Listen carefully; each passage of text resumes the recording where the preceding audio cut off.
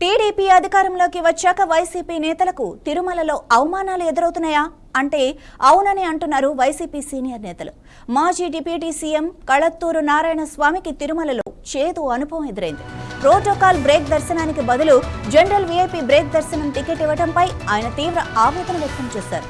పార్టీని చూడకుండా అందరికీ దర్శనం కల్పించాల్సిన టీటీడీ ఇలా వ్యవహరించడంపై నారాయణ స్వామి మండిపడ్డారు. అధికారులు పొరపాటు జరిగిందని చెప్పినా నిస్సాయిలుగా ఉండిపోయారని నారాయణ స్వామి అన్నారు.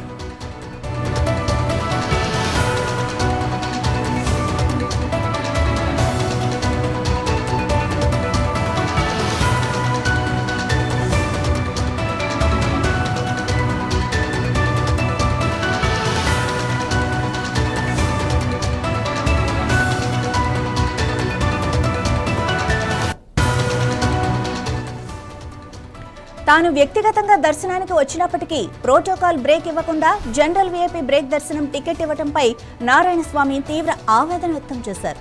దీనిపై పొరపాటు జరిగిందని అధికారులు చెప్పినప్పటికీ నిస్సాయిలుగా ఉండిపోయారని కూడా తెలిపారు. తిరుమలలో పార్టీలు చూడకూడదని, ఒకవేళ అదే భావన టీటీడీలో ఉంటే వైసీపీ నేతలకు దర్శనాలు కల్పించబోవని స్పష్టంగా చెప్పాలని ఆయన అన్నారు. తాను దళితుడిగా మాట్లాడటం లేదని, ఒక మాజీ ఉప ముఖ్యమంత్రిగా తనకు జరిగిన అవమానం బాధ కలిగిస్తుందని అన్నారు. దీనిపైన సమాధానం చెప్పాలని ముఖ్యమంత్రి చంద్రబాబు నాయుడుకు విజ్ఞప్తి చేస్తున్నానని తెలిపారు.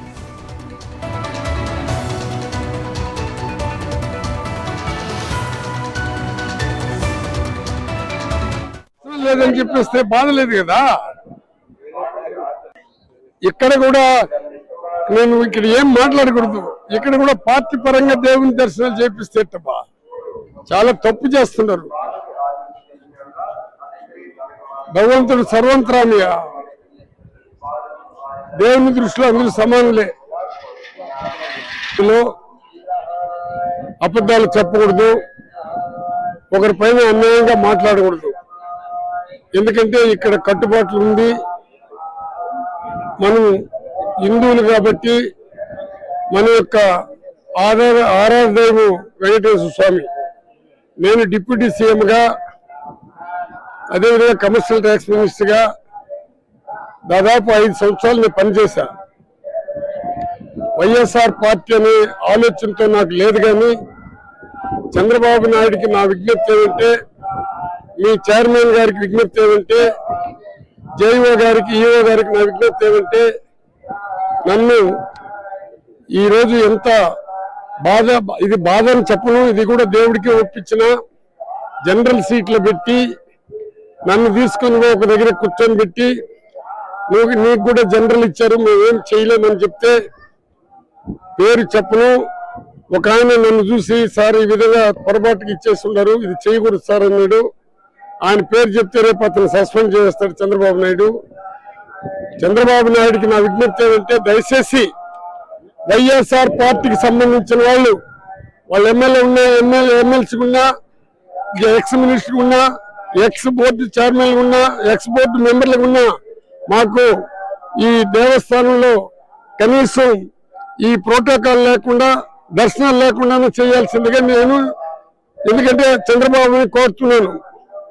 ఇక్కడ దళితుడు అనే ఉద్దేశంతో నేను మాట్లాడాల. ఎంత అవమానపడాలనో అంత అవమానం చేశారు.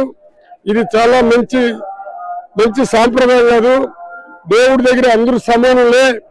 మనం ఎంత డబ్బు సంపాదిస్తున్నాం అనేది చూడాల్సింది. మనం చచ్చిపోయినట్టు ఆ డబ్బు మనతో కూడా రాదు. మానవ సేవ మాధవ సేవ అన్నారు.